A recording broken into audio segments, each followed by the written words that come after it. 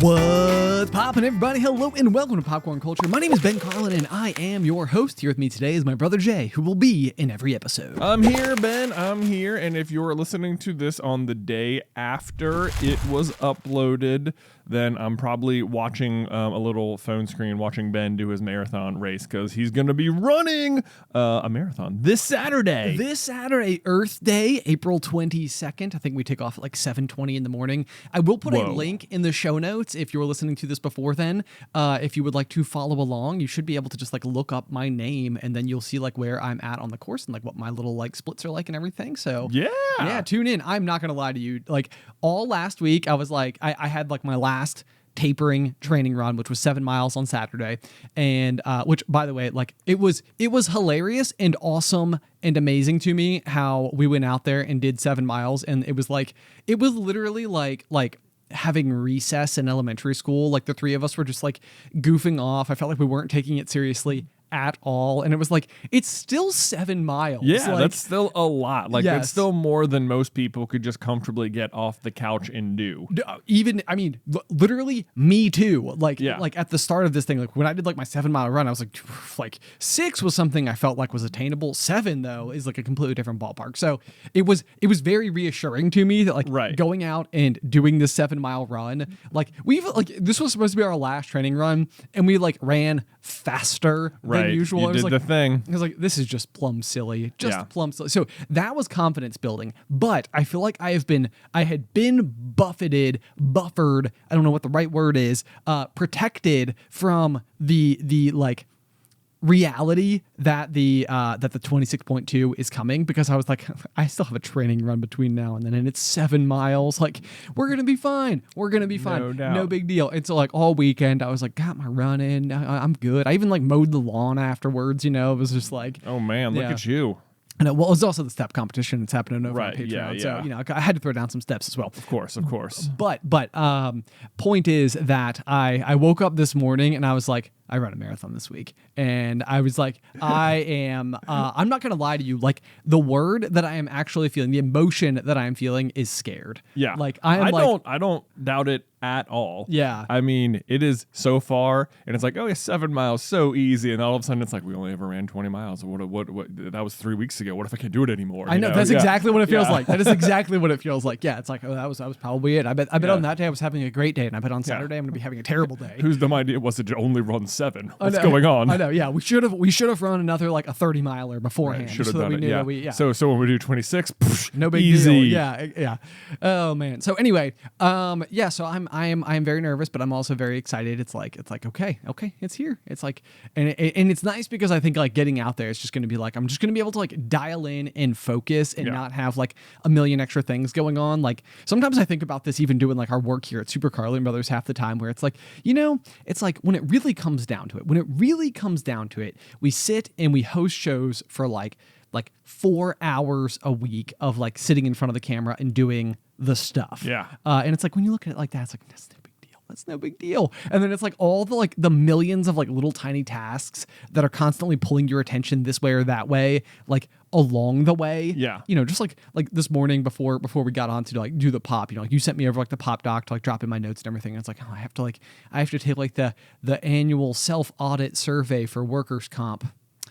Yeah, this is fun. It's like, you know, it's the like, joys of running a business. The joys of running a business. Anyway, so that's done though. So check mark. Good. Go us. Go team. Yeah, right. But those are the little things. So I feel like the good news though is for marathon day, it's like there's nothing else. There are no other like outside like responsibilities or anything that like I'll have to like super be worried about. So my game plan is just go in, be hyper focused, and just like ready to go. Right. Yeah. It's just wake up, do your thing, and then when it's done, you have no responsibilities. Just go lay down, go have a beer, do whatever you want. Exactly. Yeah. Exactly. I literally feel like that's the other thing too, is like I was like, oh, it's gonna be so cool going to like Nashville for the first time. I've never been in Nashville before. It's gonna be so much fun to like go and like explore the city. And I'm like, or that night we could get some frozen pizzas and sit on the couch and watch a movie with commercials. Yeah. Which is like, I'm like, that feels like it's like what might happen that night. I have no idea. So anyway, I'm just bracing myself. But yeah, link in the show notes if you want to like follow along and see where I'm at along the way. Yeah, awesome. Well, good luck to you. I'm sure you're going to crush it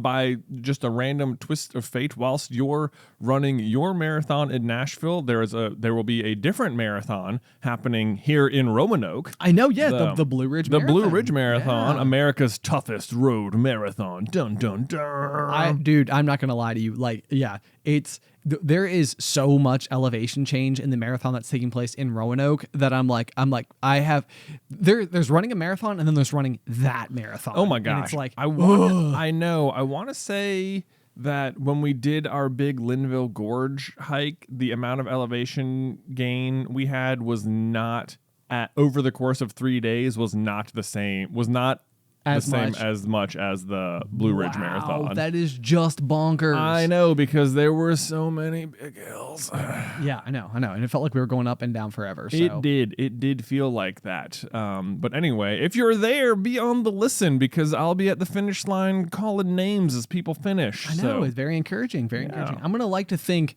that maybe you can be tracking me at the same time and just call my name as you see me like, going. you guys, this isn't relevant to this race, but my brother, Ben Carlin, just finished the Nashville full marathon. Full marathon. A half marathon twice. Yeah. A full one. No, that would be so fun. I feel like it will lift my spirits just to know that potential is on the table. But anyway, enough about that, because I feel like you had some big news over the weekend. You went to a local tourney. Oh yeah. Obviously, what everyone's really here for, Pokemon tournament update news. Dude, I as far as I'm concerned, people were like literally like, Ben, enough with the marathon stuff. Okay, like edge of my seat over here. What's going on with Jay? I know. So at long last, rotation has happened. That's where they eliminate a bunch of the oldest sets from standard play, and they introduce typically it normally happens around the release of a new set. Okay. So it's a total shakeup. What legal cards are in play are completely different. There's not like a bunch of decks you can go net deck and just sort of like be like, that's what I'm gonna do. I mean, there is stuff from Japan, so that sort of like leaks through a little bit and stuff. Right, because the Japanese versions of each of the sets is released earlier than the English version. They are a little bit ahead of us, so there is a certain amount of like, that maybe like there are lists you can look at, but it's not clear always what is like optimal or what is best or what tweaks you should make or anything like that. And hopefully when they release a new set like this, it means many things will be competitive and it's not just like everyone plays the same thing. Right. So I went through and I narrowed in on what I felt like was the best one, or that I would be the most familiar with. It was Single Strike Lugia, which was which I think ultimately was obviously a very good choice, because as the tournament unfolded, I found myself in the top 4 and then in the finals, and ultimately was the champion. I was pretty excited about it. It was like, because whenever there's like a new set release, the store we go to does like a box tournament, so it's like a little bit bigger. More people show up to try and win a bigger prize, I guess. Right. And it was a lot of fun. Got my Single Strike Lugia, took me all the way there.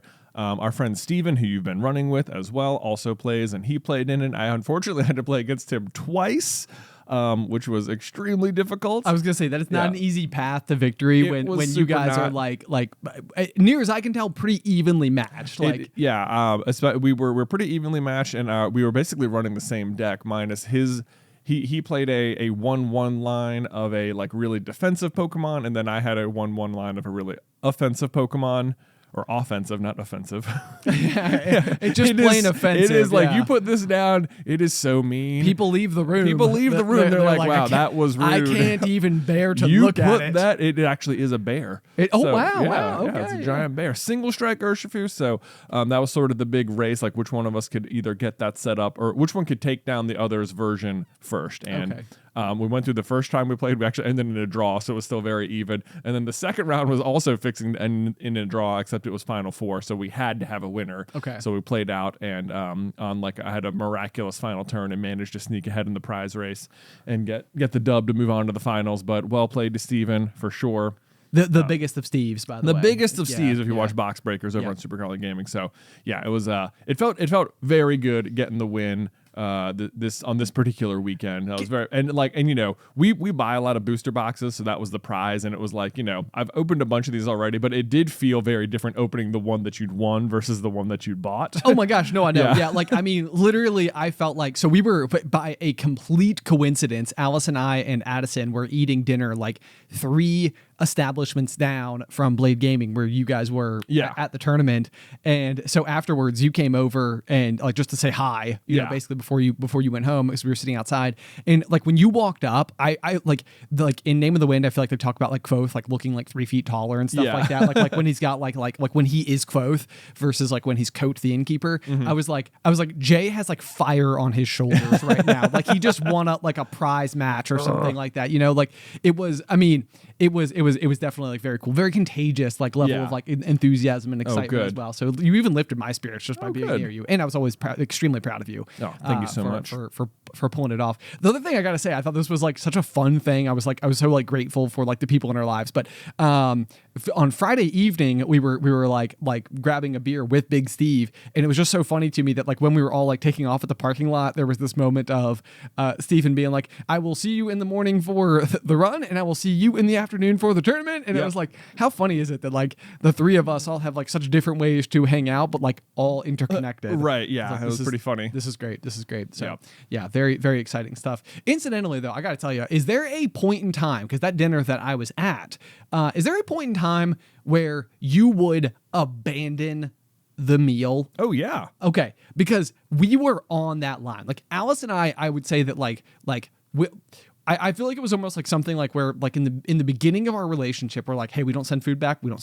Like shake on it. Like this is just going to be who we are. Like we're just not going to be those people, you know? And it's like, and like we will tip well always, like regardless of good service, bad service, like those types of things. It's just like, it's just like like a decision that we made. We just like stick to it. And that's that. And so Alice and I are sitting there and we were finding ourselves in a situation where I think what was actually happening, so it was Pokemon tournament on one corner. In between that and the restaurant was a brewery that had like a live band playing that was just like shoulder to shoulder. And I think they do like takeout meals from then immediately next door the eatery that I was at. Yeah, Beamers. Yeah.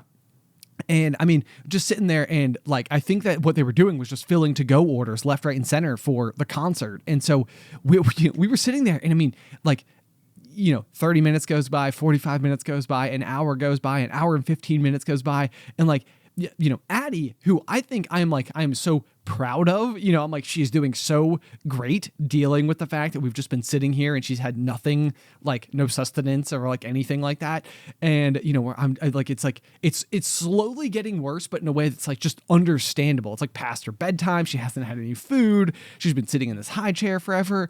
And like Alice and I are just sitting there and we're like, man, like we might have to leave, right? And so finally, I go into the restaurant and I'm just like, can I just like pay? Can I pay for my meal and can you just bring it out to me like in a to-go box so that like we just like when it's ready, like we don't have to like take it from a plate and then like put it in like just from the word go, right? Or whatever. So we do that, and then it still takes like another 40 minutes after that. So at this point in time, I've already paid. So anyway, my real question was ultimately like after all was said and done, I was like, I was still like, man, I don't want to be this person, but I'm like, I feel like I need to call them and be like, can I contest this charge? Like you comped like the people at the table next to me and they were there for less time than me. Oh, did they? Yeah, they did. Oh. They did. And I was like, and I think it was because I had gone in so much sooner. So like it really hadn't even gotten as bad, but I had already paid. Right. And like left a tip and everything. Mm-hmm. And so it was like one of these things where it was like, it got a lot worse after it had been bad. Yeah. And so I don't know. That's like one of those things where I'm like, God, I don't want to be this person. But it was like, right. But it was like, it was that problematic. So I unfortunately have to take it off my recommended when you visit Roanoke to go list. I know. I feel bad. It's a real bummer. I feel bad. But it's just one of those things. Yeah, I've been in this situation before. I think I told the story a few months ago where we went to McAdoo's and we got like the big brownie sundae with the kids, and it was super fun. Yep. Yeah, and that was like McAdoo's like saving move. We were given that had been like 5 years since I'd been there. Oh, wow. Because of a similar situation. Right. Wherein it was like after church one day and we had like a group of people there And I think I think it was like 10 of us or something, but after over an hour, there was nothing but water on the table. And everyone was like, what is going on? Like, we are starving over here. Right. Like you gotta bring us something. And everyone just like up and left before, before we ever got any food. Right. Yeah. Yeah. And I mean, I guess you could say like, well, it was 10 people, so maybe it was like a lot to be working on or something. It's certainly. Yeah. Big party. Big party. So yeah, you obviously only had like 2 people in your party. Yeah. Other than you and Alice and Addison. So I guess 3, but Addison probably wasn't having a huge meal. No. Typically in cases like that, we'll just like break off pieces of our food and like set her up like a plate. So, right. Exactly. Yeah. So I would say you stuck it out way longer than probably I would have. So what I'm hearing though is 5 years from now, I will go back.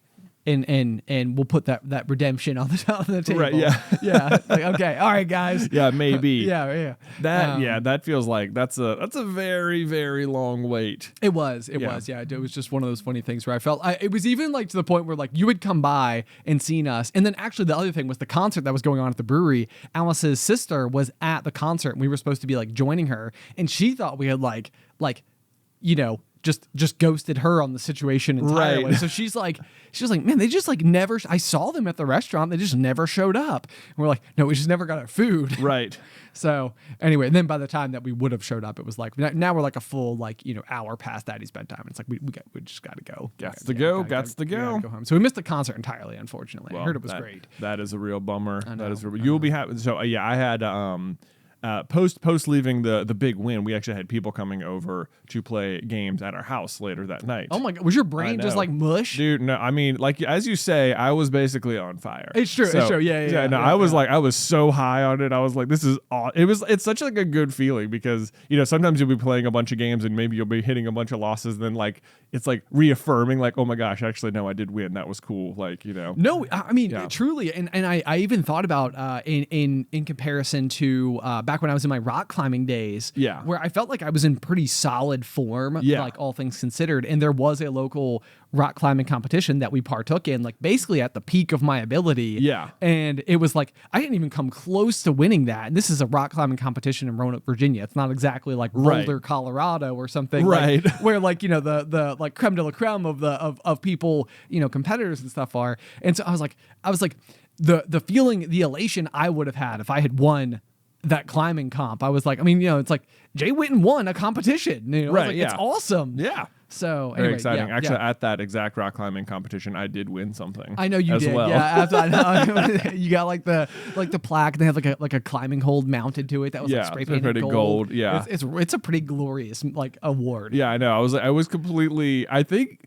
the entire. It was very hard for me to enjoy that one because it was like. I think they had like 3 classes, like advanced or like, beginner, intermediate, and advanced or something. Yeah. And I think the way it shook out, I was like, I won the intermediate one, but I don't think, like, I kept thinking there's no way that's possible because I, like, didn't sign up for that class or else, like, even if they just were like, no, you didn't qualify for this, so you'd be here. Like, I think Steven was in that competition too. And I was like, I'm pretty sure he just would have beaten, I don't know. I always felt like I didn't really deserve that one. Like you got graded up from like one category to the next category. Yeah, something like that. But then like I still should have lost. I don't know. I kept feeling like I needed to bring it back. Like, can you check the scores? I don't think I deserve this. I'm pretty sure someone else is like they care. Just take the dub. I know. I was like that was like why am I arguing this? Like they said I won. What's the big deal? I know. Yeah. Yeah. Why am I being so weird about it? Why is my self-confidence so low? Right. Yeah. It's like they just announced it. I know.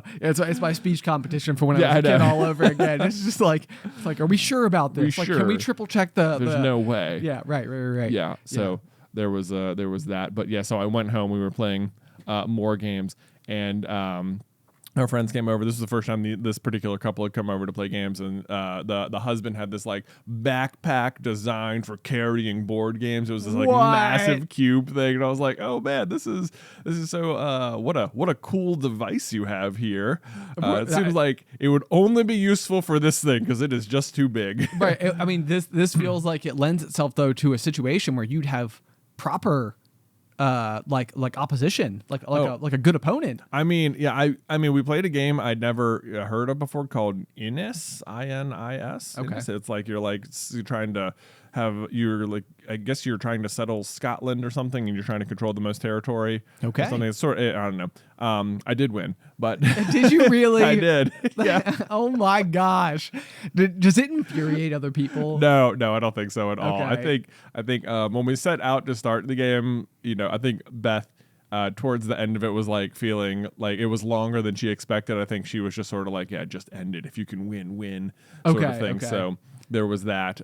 Did she say the phrase, Jonathan is really good at board games? Oh, for sure she did. Okay, because I feel like I have heard her like it's it's almost like I've heard Beth like warn people before. Like it's like we're all here to have fun. He's really good at this. It's so funny. If you play board games with me and Beth, it's very funny the dynamic we have going because like Beth obviously ends up playing with me the most. So she often will either like be setting herself up to win, but if she knows she can't, she'll just set all of her focus on just making sure I don't. That's amazing. So where she's working against you. She will work against me sometimes. Just Yeah. I think for I don't know, maybe it's just more fun, or maybe she wants the other people to have a better time or something. I don't know. But on the flip end, if I meet the same situation where I recognize that like winning is out of my hands, I will do the exact opposite and try and make sure that she wins. That's amazing. That is so amazing. Yeah. What a proper partnership. I know, right? Yeah. I'm like, well, if it's not me, one of us should win. Right. Yeah. No, I feel like that's like the equivalent though. Like what Beth's doing is like the equivalent of like self-deprecating humor to like help like sort of like lighten a situation or whatever. It's almost like yeah, I'm gonna pick like a rival who knows that like I love them, so that like it's kind of like I'm working against them because he also knows at the end of the day that like that we're married, and, like, that everything's gonna be fine. So there's no stakes at all. But like you couldn't do that to like one of your guests at your house, but like, all right, it's on. Oh man, we had people over to play Mario Party a couple of weeks ago, which if you've never played Mario Party, it's cutthroat. I was gonna say, inviting people dangerous. over to play Mario Party is like, hey, we've had a great run as friends. Right. Like, why don't we go ahead and like walk our separate ways after this, and this is how we'll do it. Yeah.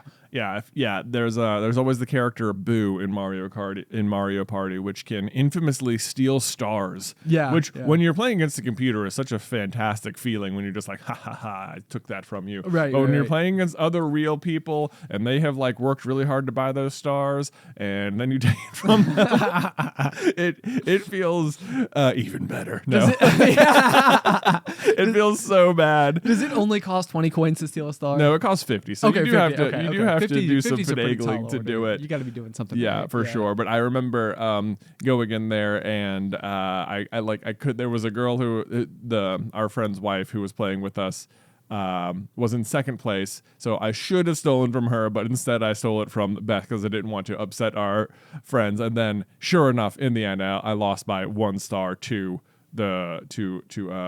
our friend Meredith, who I should have stolen from earlier in the game. So it did bite me in the end. Oh no! I know. Have you been losing sleep over this? No, I have not. Okay. I was like, it's okay, it's fine. Right.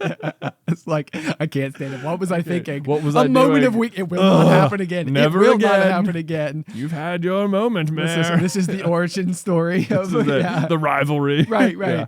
Now it's just on for the rest of forever. Well, that's amazing. Yeah. Okay. So I had a great game, a great day of playing games on Apparently, Saturday. yeah. Well, congratulations on thank that you. front. All right. You want to do a quick transition? Sure.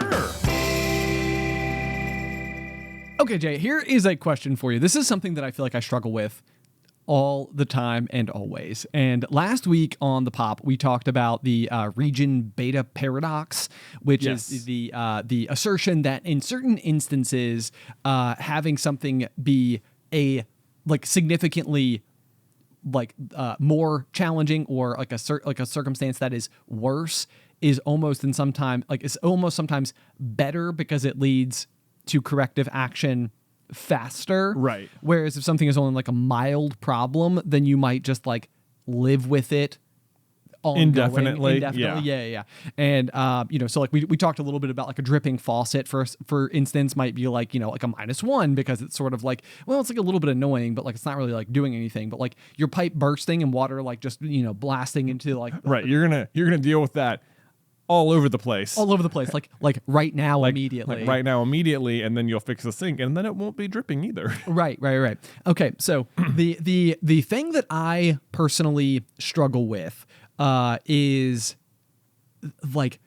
coming to the conclusion or having like enough confidence inside of like a discussion or an argument that I'm right, that I don't end up getting like steamrolled, basically. Okay. So like I think most of the time, if I am met with a voice of strong opposition, then there is a greater likelihood that I will just like assume inside of this instance the other person is correct. Mm-hmm. And so it's sort of started to make me wonder, like when it comes to like two people who might be arguing over like a given topic, there's sort of this thought of like both people believe that they are correct.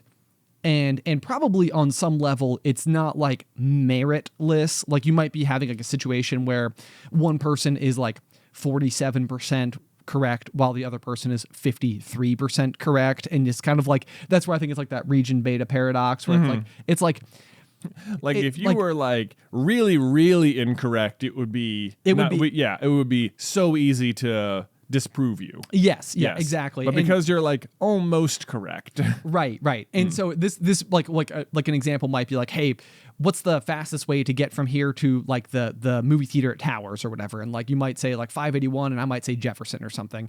And like those are two different pathways, both of which would technically get you to the end destination.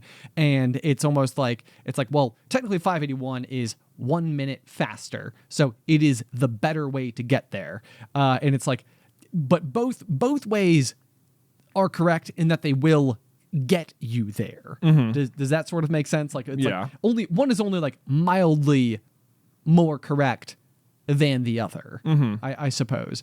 And so when it comes down to it, like I think my curiosity is like when it comes to specific arguments that are sort of like sized like this is almost like, are there instances where the person who is technically more in the wrong, also the person who is better at arguing or else just less willing to stand down? Oh, for sure that sort of thing happens. Right. Yeah. I mean, I guess it depends on the sort of topic you're discussing too. Like if it's just some sort of like, ambiguous thing that you just both have opinions on, then, whether or not you're right comes down to like what your beliefs are. Of course. Kind of thing. Right. Yeah. Yes. But like, I guess in the case of, I don't know, like we're trying to get to certain places or something. Right. Well, so what I think is interesting about it is Alice and I do watch a fair bit of just sort of like garbage TV. Yeah. I think that like this is sort of like the definition of like a guilty pleasure for me. I think at the end of the day, my brain will never stop spinning. So sometimes I have to like watch something that's just sort of like mindless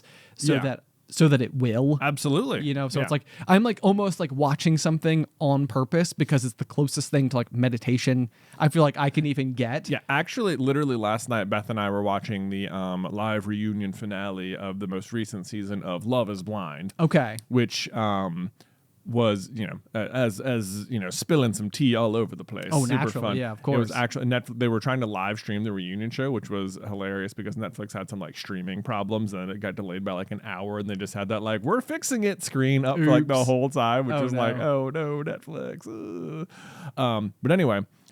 In the midst of the reunion show, the hosts, Nick and Vanessa Lachey, are like, grilling all the people and putting people in the hot seat and stuff like that. Of course, yeah. And very much, and it, like, if you're reading the tweets, it looks like a lot of people thought they were being extremely biased in like whatever interaction they were having. Like, but to be fair, you did do this, right? And like they were sort of like they would like really try and grill people for stuff that they perceived to be like problematic on the show. Sure.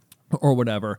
But it seemed like a lot of times the audience felt like they were letting certain people off the hook and like over grilling other people. Okay. And stuff like that. And so like they'd be talking to someone and they'd give a perfectly valid explanation, and then like the host would come back and be like, yeah, but actually didn't you do all these things? And it was reminding me like this, where it's like they would just have like this like louder, more authoritative I'm the host voice come in and be like, just sort of like undercut their argument when it seemed like what they were saying was pretty reasonable on the other hand. Yes. Yeah. No, and I think that's a great thing that you brought up, because I actually had this discussion a little bit with Alice over the weekend, because I just also thought it was interesting.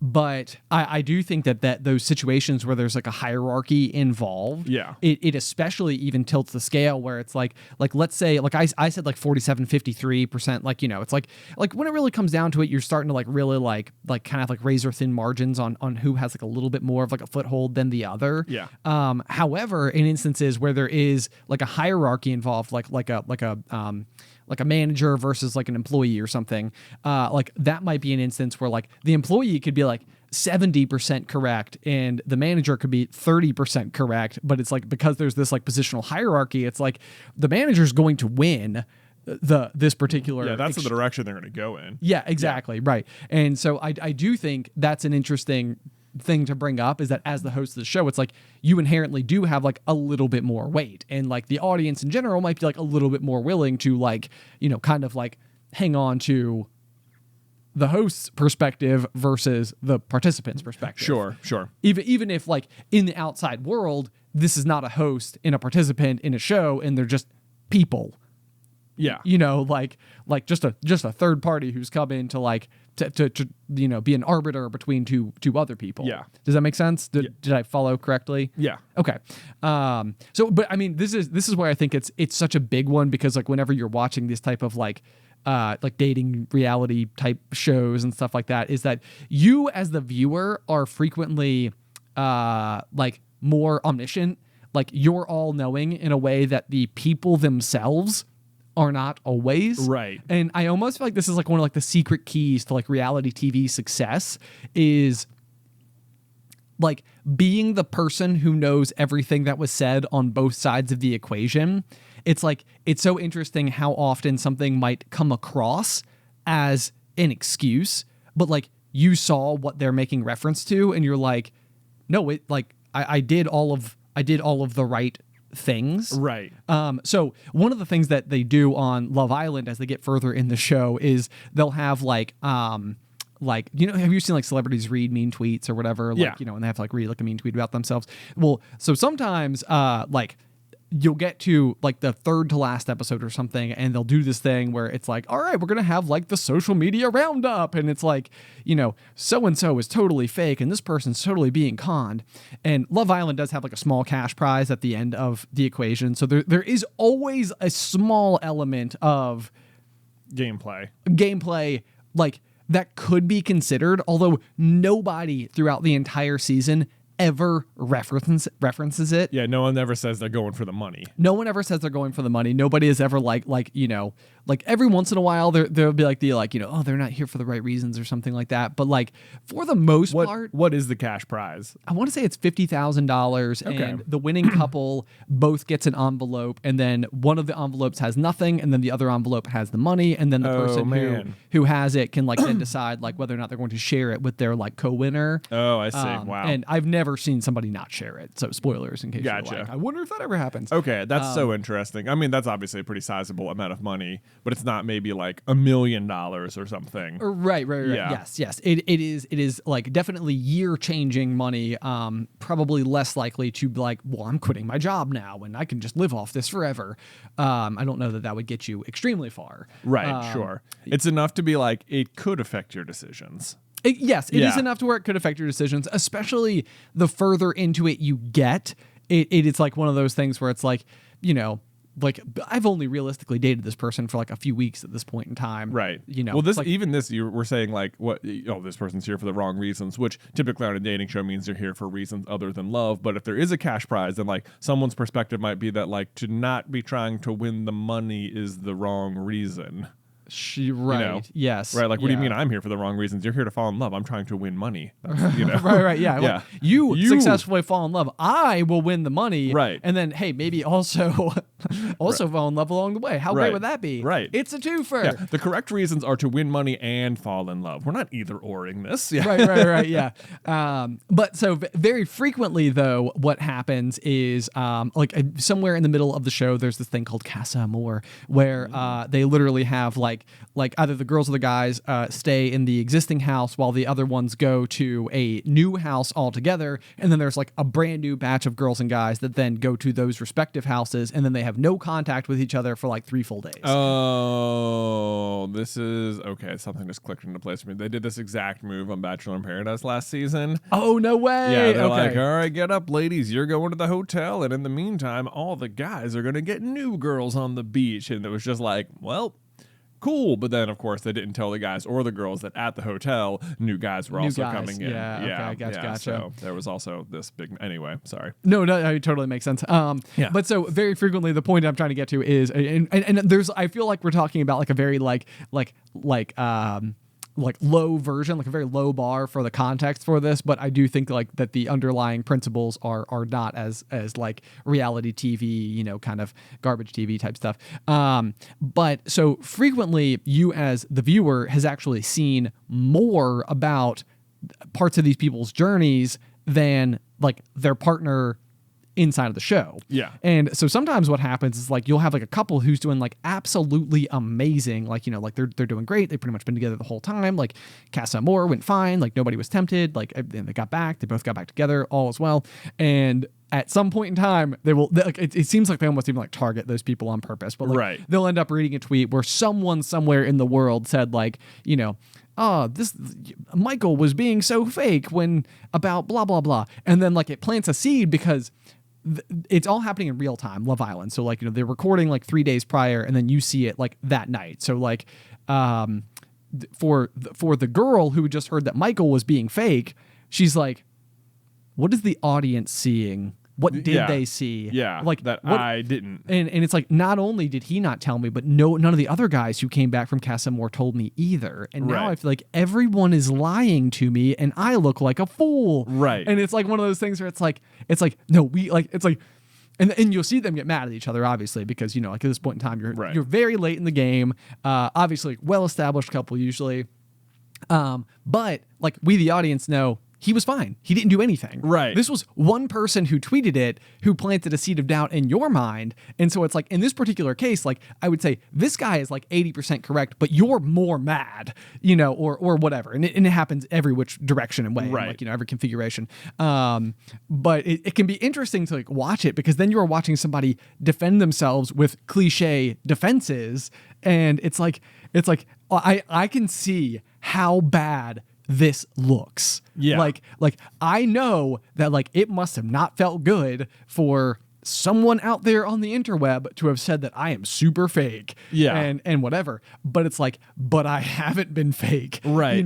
But it's like, but what if you're being fake right now? Right. Yeah. So now that's the thing. So we're watching a reality TV show where there's cameras everywhere and you the viewer are omniscient. So you know everything. Right. And you might be like, oh my God, she's completely overreacting right now.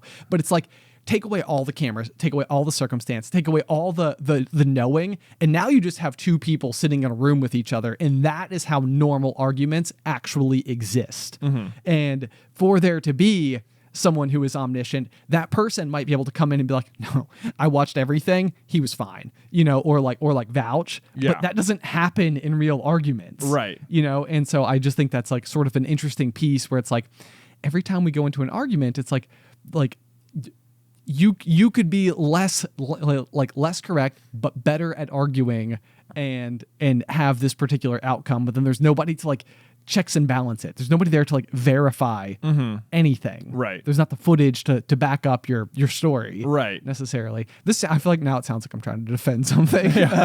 So nothing happened, I promise. Everything's fine.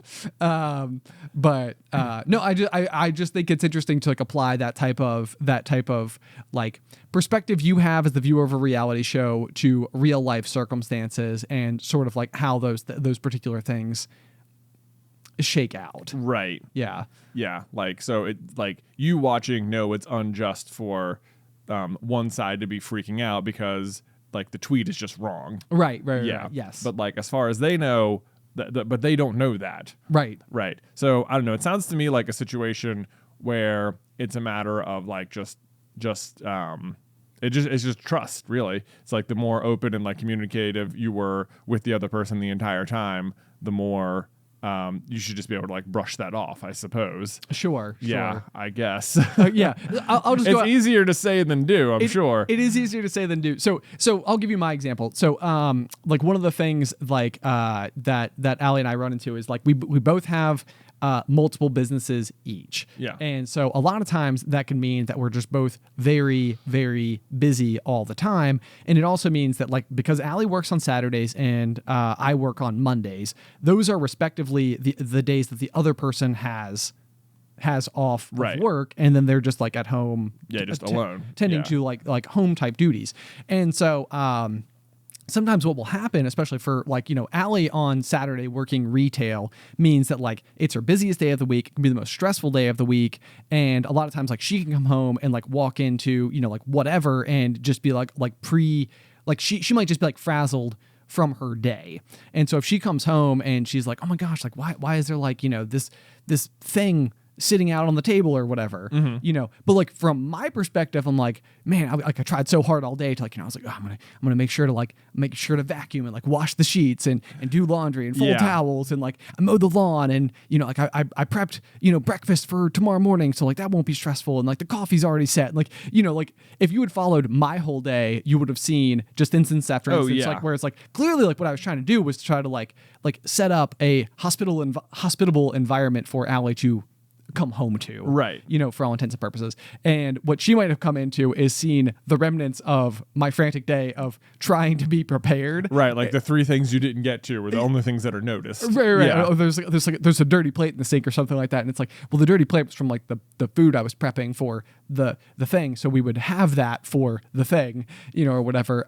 But like it's not always obvious in that moment of like emotion, like what all else happened. Right. And so anyway, that would be like a very like baseline, very simple, very down to earth example of what this might look like. But if you, the viewer, if you were watching the Ben Carlin show or whatever, right, you would have watched my whole day. Right. And what I didn't see from like her whole day was like, oh, this person called me like at 4:57 at the end of the day and was just super rude or something. So like that's part of like what contributed to like her coming home feeling stressed or overwhelmed. Right. So anyway, I mean, this is, I just think if you take these small examples and then apply them to the world of arguments where people are going back and forth with one another, it's like, it's like important to try to keep in mind that somebody lived an entire existence during the moments that you might be discussing. And there's just no way to know all of those details. Yeah, that's true. So I guess bringing it back to how do you know you're right?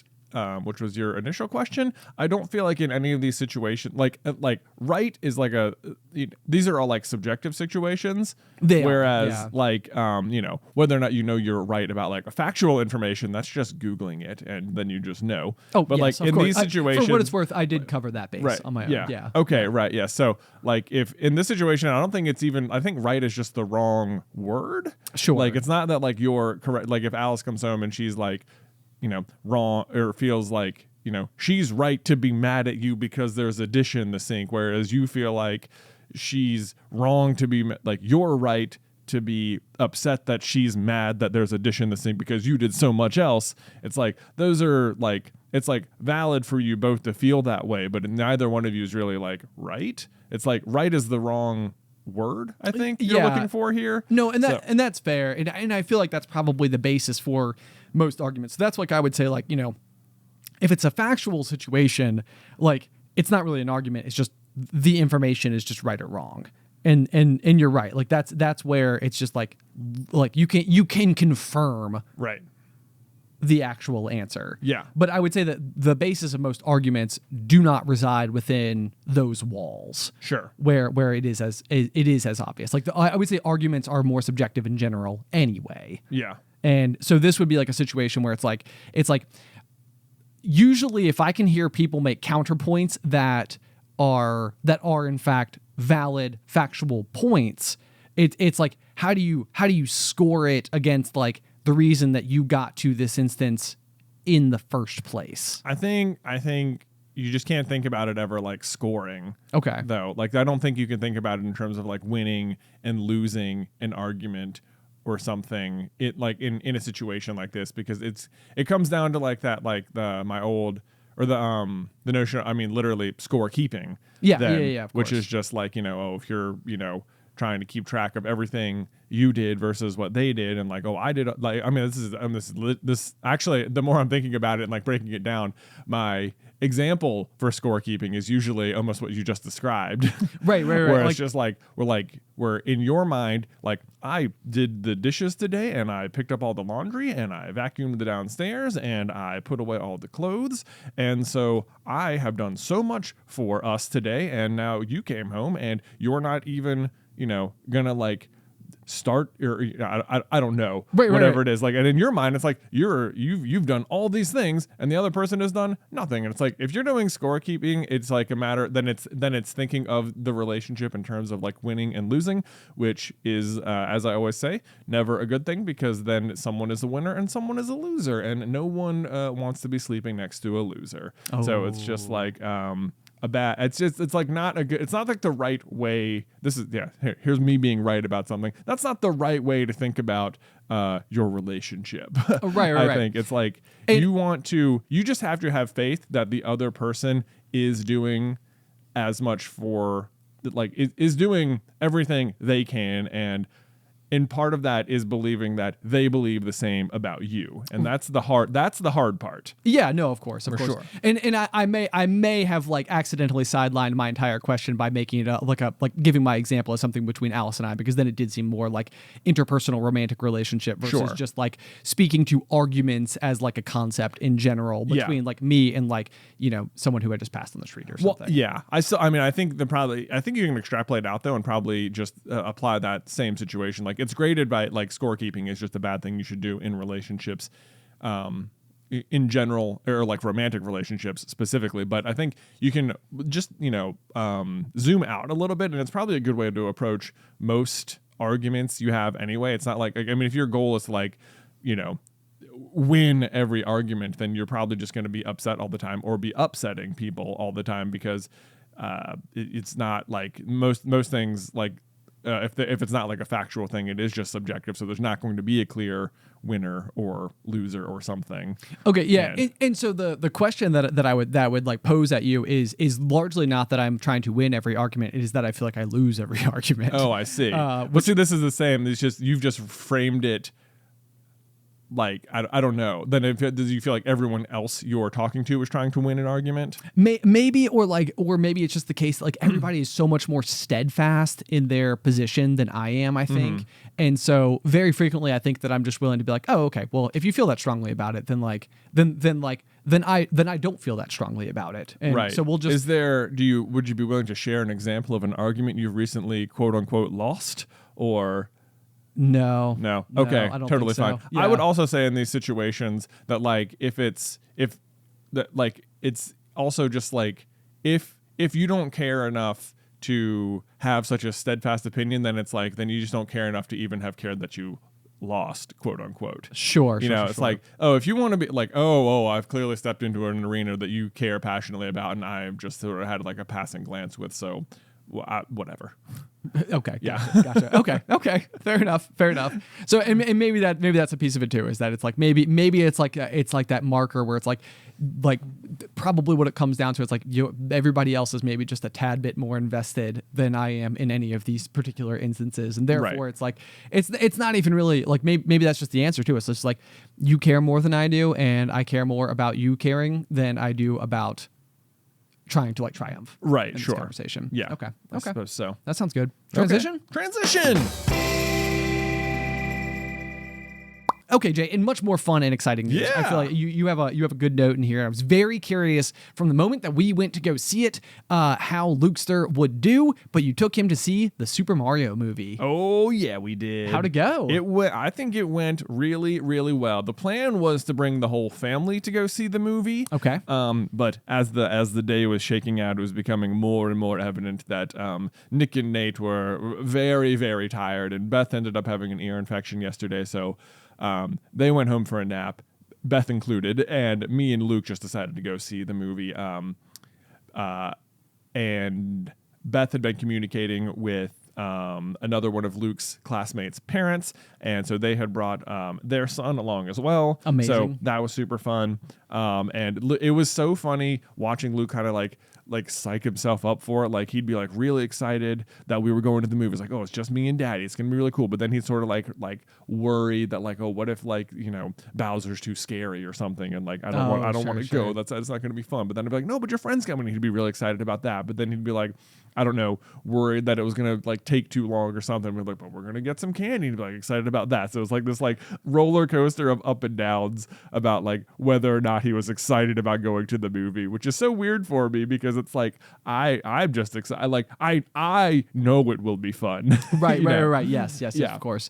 And so what I mean, I know that he's been sort of into like watching you play Mario Party, and has also been very like excited about the idea of ever attending or going to visit like the Super Mario World. Oh yeah, absolutely. Yeah, he's been watching videos about that. So this one, it felt like when I remember when we went to go see like Sonic, there were some things in there that maybe were like a little scarier or something for him, or like he was unfamiliar with like the human characters and stuff as well. But like he knows about all the Mario characters, and he's played some like of Yoshi's Crafted World or something, so he's even he's controlled the characters, he knew them all going in, so I felt like we're pretty safe. You're not gonna like see Bowser for the first time and be like, oh my god, scary dragon turtle. Yeah. So sometimes I literally forget about the fact that Bowser is a turtle. Yeah, like right. It's just like it doesn't always like like I think that there was like a comment about it at some point in time, like where Mario says like you can go get like a turtle as a pet. Yeah, and I think Peach is like, what? That's not like that can't be a thing. No way. And it's like why would you do that? And I'm like, oh yeah, he's a turtle. Yeah. Huh. All right.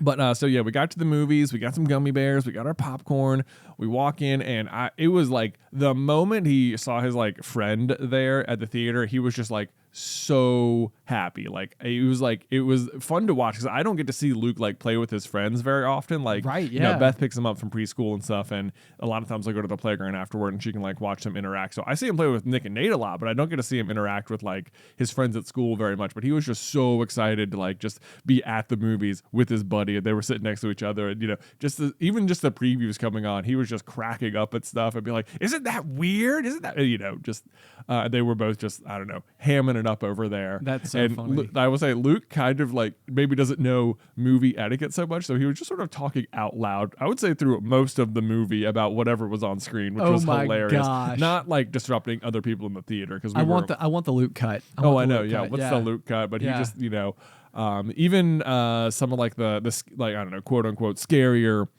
scenes that would pop up, like when Luigi's like fighting the little skeleton Koopa guys. Yeah. The dry bones. Sorry.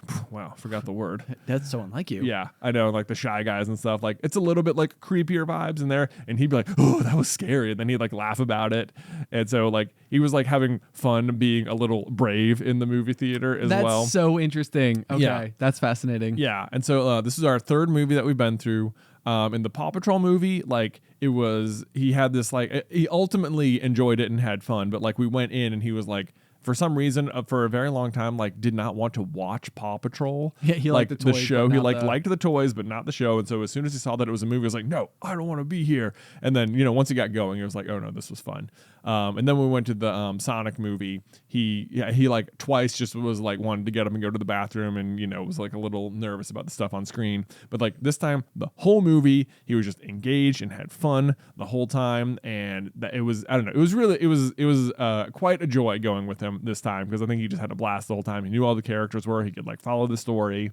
And yeah, I thought it was a very, very good experience all around. That's awesome. That's awesome. Yeah. So you got to see Mario for the second time. I got to see Mario for the second time. Better, worse, the same? I would say maybe a little bit better the second time around. Okay. Yeah, like I wasn't like so caught up on like, oh, is there going to be a twist or anything? I just knew everything that was going to happen, and it was just like all the things I really liked the first time, which was like all the musical stuff and like the Easter eggs, were like just as effective the second time around. Oh, like cool, the music is just so good. Like every time they have so many like reveal shots where they'll like play the music from the games, and you're like, it's so, like it really hits the nostalgia hard. That's awesome. Yeah, that's awesome. That's so cool.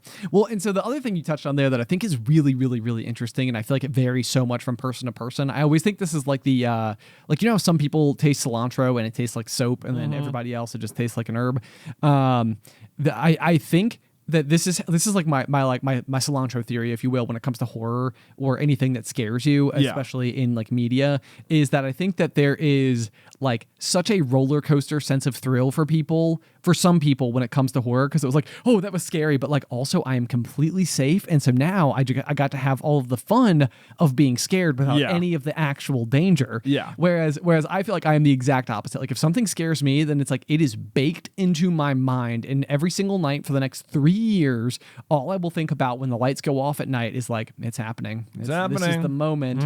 It's coming for me. And I can just like, it's just like now I have just been given a new, very well created method to imagine my worst nightmare. It's like, now I've just seen it. Now I can. I never would have gotten there. I never would have pictured it on my own, but now I can. Because now I've seen it, and I can't ever shake it. So can't unsee it. I feel like this could be a really good thing for Lukester. Just given that like maybe there's this possibility that he will be one of those who like see something scary and it's like kind of thrilling instead of like, you know.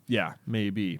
Yeah. Because I mean, well, we went to like we were at Disney World earlier this year, and that's how a lot of the rides are. They're like, you know, there's always like the fun, happy part, and then you'll get to the part with like the villain, and it'll be like a little bit scary for like 10 seconds. And then I mean, say scary, it's like very light scary. But I guess if you're 5, maybe it's a lot worse. True. Yeah.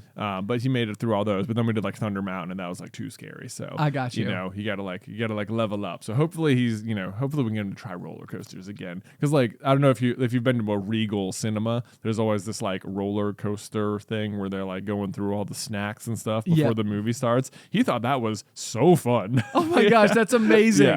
Usually that's the part where I'm like, oh my gosh, they're just really trying to get me with the popcorn sounds and movie. The thing that always drives me crazy is like the slurp noise that like straws make. Like in all movie theater, it's like they know that like what will make you thirsty is not somebody just drinking from a cup, but like almost like having the slurping noise that indicates that like the cup is just about empty, and all you're getting is like the dregs at the bottom. And it's like I hate that they do that, because it's always like they're sitting down for the movie and it's like and it's like no No one if they just finished sat the down, drink. you just walked from the lobby, it's been like 25 steps, you have plenty of drink left. What were you doing in that hallway? And now you're gonna have to go to the bathroom. Oh man, the worst. But no, so I'm glad to hear that, because I know as a kid, the thing that was underneath my bed as a kid was Beavis and Butthead. And to this day still kind of creep me out. They are creepy looking. But like it's like, you know, this is like one of those things where I feel like it would be like if like Stewie from Family Guy or something was like the thing that like scared you. Oh yeah, if you just thought Stewie was creepy. It's just sort of like which maybe that does happen for people, but like like when I don't know, I feel like somebody said like they just rebooted Beavis and Butthead or something. I was no, why would they do that? That totally makes sense to me, because I feel like even as a kid, like you'd see them and it just feels like just the way those two characters are drawn, like it feels like something's inappropriate about them. Then it's like I've just never understood, like this is a completely unfair thing because I've never watched the show at all. We were just it's definitely intended for a more mature audience when we were kids. But it's like one of those things, like because it was a cartoon, like maybe some kids did watch it because their parents were like, oh yeah, it's a cartoon, whatever. Right. But I have never understood the appeal at all of that show, and I was shocked to see they were bringing it back, because it felt like, oh yeah, this was like a weird fever dream from a long time ago, and it was inappropriate then, and we're just gonna. Some people liked it, but that's it. But nope, guess not. It's back. That's what I always go back to though, because you said like a fever dream type of thing. I feel like we were at our babysitters growing up, and it was like our next door neighbor in our childhood home, and I think that like the girl who maybe would go on to be our like babysitter, like when mom and dad would like go to like the, you know, like to dinner or the movies or something, I feel like she was there with us, but not as our babysitter or something, and she was watching it on the TV, and I'm pretty sure that day I had a fever. And so like the thing I always remember is like seeing it, being terrified of these characters, and putting my blanket over my head, and I was sitting in the middle of this like, you know, like den living room, just being like just so scared. You know, it's like I just want it to end, but I don't have any ability to make anybody turn it away. This is a great example of the thing you're talking about, Laura. He was right in this situation, because you're right. This was our neighbor would watch us, and then her granddaughter would come over like after I don't know, high school or middle school or Maybe whatever, that's what because it she was was, significantly older, and she would like also sometimes babysit for us, but like, you know, we'd have been dropped off in the morning when our mom went to work or something. Right. And so we'd have been there since like, you know, 8:39, and we'd be there, you know, until 4 or 5 or whenever mom got off work. Right. And so granddaughter though shows up for the intervening hours between the end of school and when her mom would pick her up Right. from her grandmother's house. And so what her grandma did was watch kids, so we would always be there, and we'd have been there all day. Like, we control this TV. Hello, this is our thing. It's the only thing to do here. But also, you're related to the woman who lives here and are older than us, so it's definitely like, no, whatever I say goes. Right. Yeah, it's like, no, excuse me, we've been here all day. And it's like, yeah, you've watched all day. Now it's my turn. It's like, no, I don't want to watch your stuff. This is a terrific example. So I couldn't think of anything that was like you know, safe to share here on the pop or anything like that. But I do think it's a great example because it was an instance where it's like, this is something that is making me so uncomfortable in this situation. Like, not only right now as I'm sitting here in this living room, but like I will lose nights of sleep over the course of like the next couple of years as this fear of these two characters that I'm being exposed to like infiltrate my brain effectively.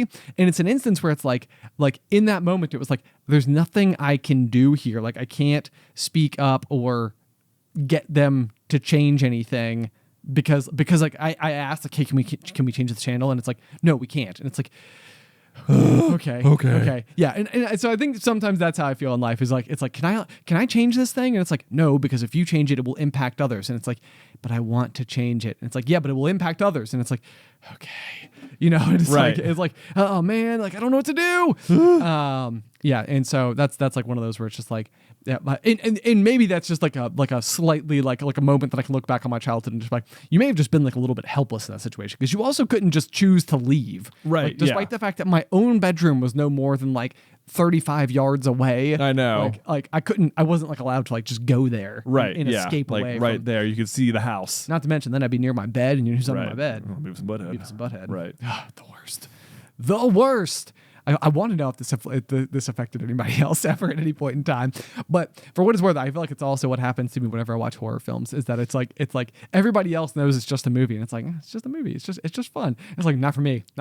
Yeah, I think this is like where I don't like watching gore. Like, I guess there's like different, genres of horror in general where sometimes it's just like a lot of jump scares. Sometimes it's more like a mental thing. Sometimes it's just like, no, you're just going to watch people be injured. Right. It's like, for me, that is the worst one because I can just continue to picture the injury. Yes. And I don't like that at all. Like, if it's like a supernatural thing, I can believe that that's not real. I can get over that, you know? Right. There's not like, you're not going to go watch a videotape that's going to kill you 7 days from now. That's not real. Is that the Ring? That's the Ring. Yeah. But anything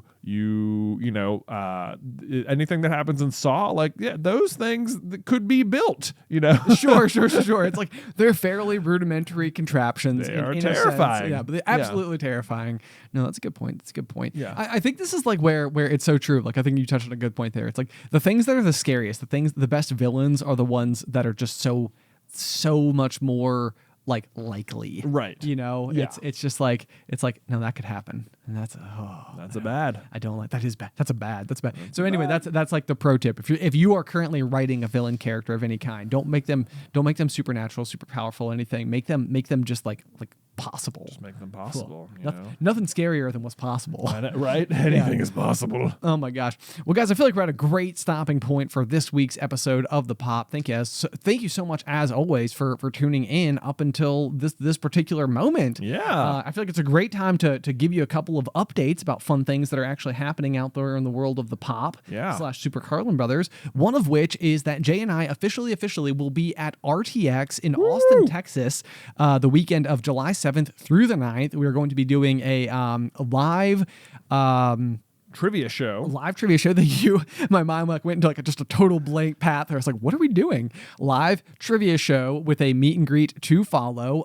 So if you would like to come and do sort of like our live Kahoot trivia, except in real life. It is a hootin' and hollering good time. We'll have some really good prizes available for you to win. And we would absolutely love to meet you after. I know a lot of people have asked, like, are you guys going to be doing any more meetups anytime soon? Well, this is the next thing where we will absolutely be in a place, and we would love to see you there. So tickets at the link in bio. Otherwise, if you'd like to support the show, you can do so on Patreon by heading over to patreon.com/popcornculture. Super excited about the quarterly merch that we have going on right now. It's the Deneen mug. Yes.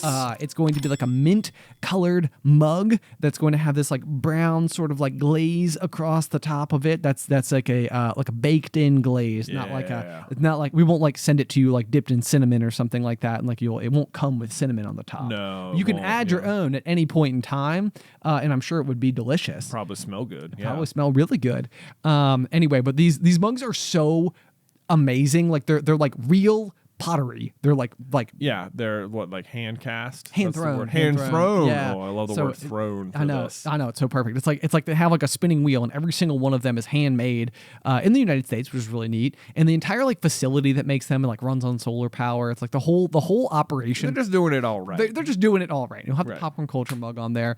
There is a limit for the first time ever, just simply because we already had to submit the order, and they should be finished in production around the month of May. So they will also be available without like any major wait time. And so if you would like to check them out, you can do so at patreon.com/popcornculture. One small tiny side note on that particular detail is we do now have a 2-month rule when it comes to quarterly merch. You must be signed up for at least 2 months in order to receive the quarterly merch. So do keep that in mind if it is something that you were debating on. Link to all those things in the bio. Otherwise, until next time, pop.